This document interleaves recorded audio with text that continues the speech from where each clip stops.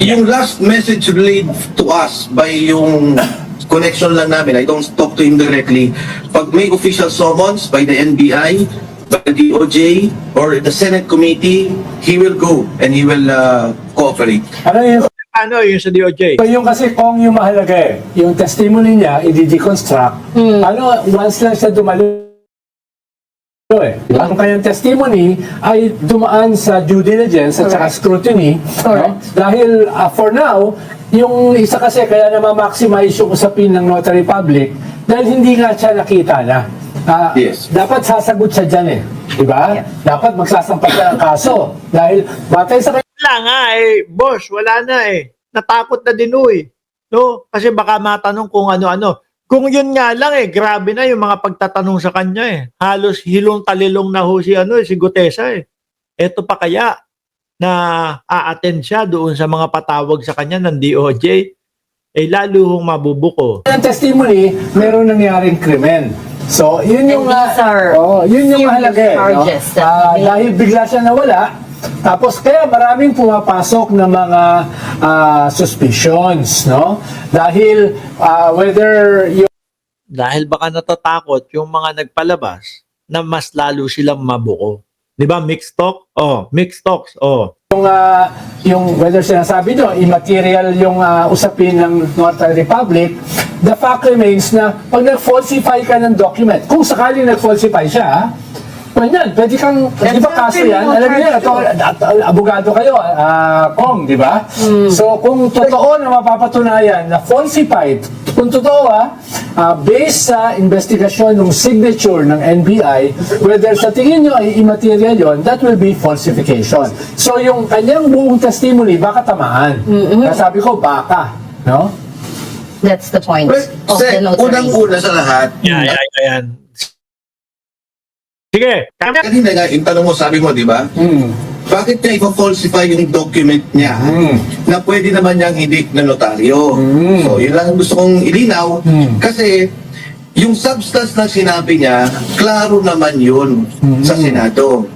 Ngayon, Ay, pero walang ebidensya. Ulitin ko puro sabi lang niya yun, mga bossing, pero walang kaakibat o walang kasamang ebidensya yung mga sinasabi ni Gutesa.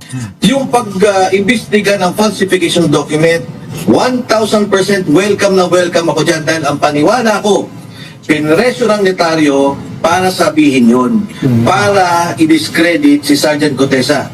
Huwag na tayo maglokohan. May mga nag-ooperate dyan para talagang tirahin nila si Gutesa. Pero makikita nila in the end at maganda. Andali, putek na yan. Meron pa, maglalagay pa ng team para banatan ng banata si Gutesa? Wala naman wala namang saysay yung mga pinagsasasabi doon sa kanyang salaysay. Tapos, eto nga, yun nga ang tanong sa kay Marcoleta. Bakit at sinong loko-loko ang maglalagay ng 5 milyon sa ulo ni Gutesa nang wala namang napatunayan at walang katorya-torya yung mga pusa, no? na mga pinagsasabi niya. Sino ang mag-aaksaya ng 5 milyon para sa ulo ni Gutesa? Natatakot lang ito, mga kababayan, na ilabas si Gutesa dahil mas lalong mas lalo hong mabubuko. Nga yung imbestigahan nila na hindi si Gutesa ang nagsisinungaling at totoo lahat yung nandun sa kanyang affidavit. Hayaan mo, pagpasok ulit, no? At pag-umpisa ulit nung hearing ni Senador Panfilo Lacson, tingin ko tatanungin si Gutesa niyan. At kailangan ready si Gutesa na sumagot. At kahit na, sabihin mo, 1 buwan, 1 kalahating buwan, na kinabisado ni Gutesa yung affidavit niya na mukhang hindi naman kanya, kahit kabisaduhin niya pa, pag pinaulit sa kanya yan, hindi makukumpleto yan. Hindi makukumpleto, mga bossing chief amo, sir. No? Malabo at muka, ganyan ang ipapagawa dyan. Simpleng journal of entry, nandun yun yung stamp. Diba? Yung lugar na yun, 24/7, at sinabi ko nga, meron kayong telepono dyan, i-google ninyo, makikita ninyo yung pirma doon kay Gutesa at yung pirma doon sa taong yun, sa iba pang kontrata, pareho. Uy, sabi ni Jenny Ramos, oh, Sir Mark, natututo ka na magsalita ng bad words dahil sa mga DDS. I feel you kasi ganun ako. Hindi wala akong sinasabing bad words.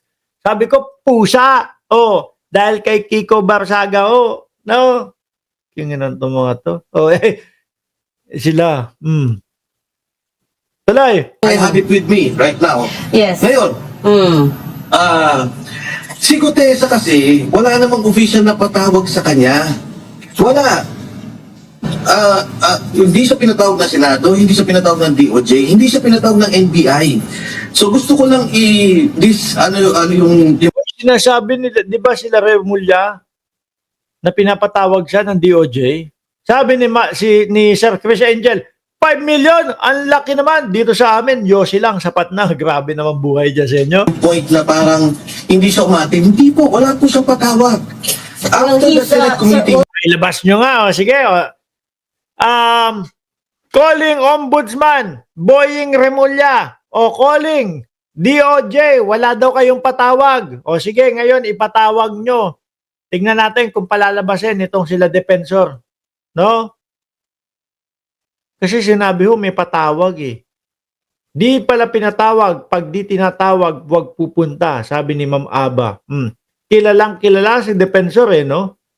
Hindi, ilang araw nga lang daw. Nagtataka siya, bakit pinagtiwalaan agad? Eto pa, nasan pa ba? Manila RTC, si Alcantara nagsalita din, si Bert Ito. already suffice na affidavit niya. Pero I would think gusto nila talagang mas detalye at baka gusto lang ikabit-kabit yung mga issue. Dahil if you recall, si Alcantara nagsalita din, si Bernardo nagsalita din. Dalawang tao yung parating lang binabanggit. Si Mark Teksay at si Paul Estrada. Ito ang dalawang taong ni Saldico na tumatanggap ng pera kung saan-saan at nagdi-deliver din ng pera. Ito yung binanggit naman ni Sarge Gutesa, pati di ba si Yusek Bernardo Alcantara, at nagdi-deliver sila ng pera. So, hindi na pwedeng sabihin na pawalang halimbawa nila o walang katotohanan yung sinabi ni Sergeant Gutesa. Kung gusto nilang i-enhance, ayusin pa, walang problema yon. Ngayon, kung gusto po nilang ipatawag, inuulit ko, hawak ng Philippine Marine si Sergeant Gutesa. Philippine Marine? Sandali lang ha. Totoo kaya yan? Baka ang gusto mong sabihin ay yung mga yung mga retired. Pero kung Philippine Marine, parang naniniwala ho kayo mga kababayan, Philippine Marine nahawakan o aarugain si Gutesa? Parang hindi ho ako makapaniwala dun mga kababayan. Mga